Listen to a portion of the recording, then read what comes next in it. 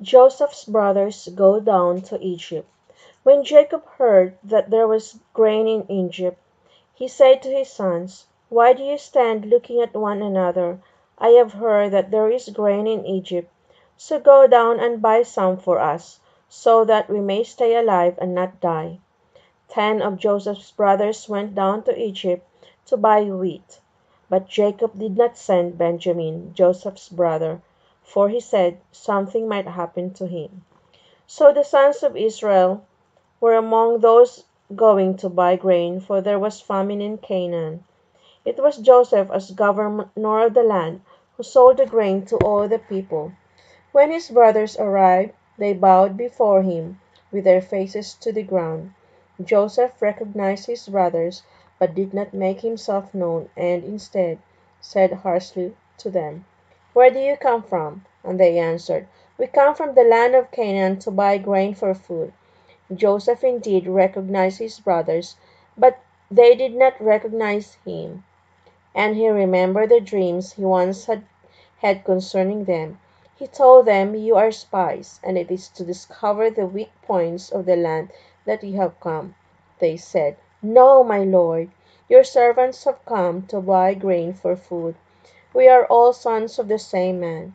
We are honest men. Your servants are not spies." Joseph replied, "No, it is to find out the weak points of the country that you have come." They said, "Your servants are 12 brothers, the sons of one man in the land of Canaan. The youngest is today with our father, and the other is no more." But Joseph insisted, "It is just as I said, you are spies, and this is how it will be proved. By the life of Pharaoh, you will not leave this place unless your youngest brother comes here. One of you is to go and fetch your brother. The others will be imprisoned while I verify whether you are telling the truth. If not, then as true as Pharaoh lives, you are spies." And so he put them all in prison for 3 days. On the third day Joseph said to them, "Do this, and I will help you to save yourselves, for I am a man who fear God. If you are sincere, let one of your brothers remain prisoner in the house where you are imprisoned, and the rest of you take the grain to save your families from famine. Then you will bring back your youngest brother, so the truth of what you say will be proved and your lives spared." They did as they were ordered, and said among themselves, "Alas, we are being punished because of the way we treated our brother when he pleaded with us for mercy. But we did not listen. That is why his trouble has come upon us." Reuben answered them, "Did I not tell you not to sin against the boy? But you did not listen. Now we are brought to account for his blood." Now they did not realize that Joseph understood them, as there was an interpreter between them. As for Joseph, he withdrew and wept. When he came back, he spoke to them and took Simeon and had him bound while they looked on. Joseph ordered their sacks to be filled with wheat, and their money replaced in the sack of each one, and provisions be given them for the journey. All this was done.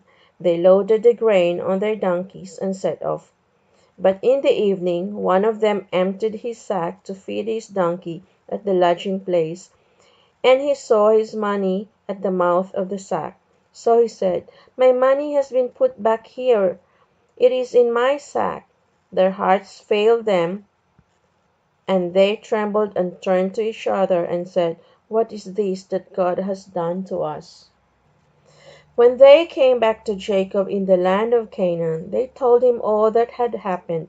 "The man who is governor of the country spoke harshly to us and treated us as spies. But we said, 'We are honest men, not spies.' We were 12 brothers, sons of the same father. One is no more, and the youngest is with our father in the land of Canaan." Then the man who is lord of the land said, "By this I will know if you are honest. Leave one of your brothers here, take grain to save your families from their famine, and go. Bring your youngest brother, and let me see you are not spies, but honest men."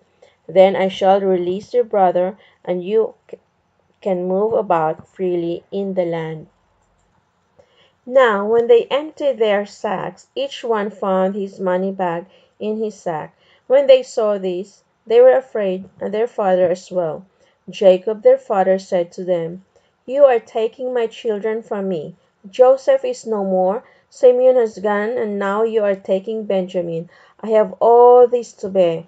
Then Reuben said to his father, "You may have the lives of my two sons, if I do not bring him back to you. Entrust him to me, and I shall see that he comes back to you." But Jacob said, "My son will not go with you, for his brother is dead, and he alone is left. If he were to meet with some misfortune on the way, you would send my gray head down to the underworld in sorrow."